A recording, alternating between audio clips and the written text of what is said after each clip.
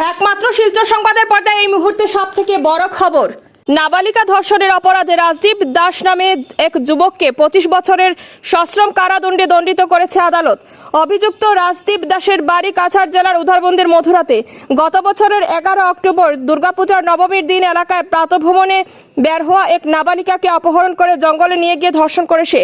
পরে ভিকটিম আধো উলঙ্গ অবস্থায় বাড়ি ফিরে ঘটনাটি জানায়। পরিবারের পক্ষ থেকে উধারবন থানায় মামলা দায়ের করা হয় এবং একই দিনেই পুলিশ ধর্ষক রাজদীপকে গ্রেপ্তার করে। প্রায় 1 বছর বিচার প্রক্রিয়া চলার পর আদালত অভিযুক্তকে দোষী সাব্যস্ত করে পক্সো আইনের অধীনে 25 বছরের সশ্রম কারাদণ্ডের সাজা ঘোষণার পর রাজদীপ দাসকে শিলচর কেন্দ্রীয় কারাগারে পাঠানো হয়েছে। বিস্তারিত দেখুন শিলচর সংবাদের পর্দায়।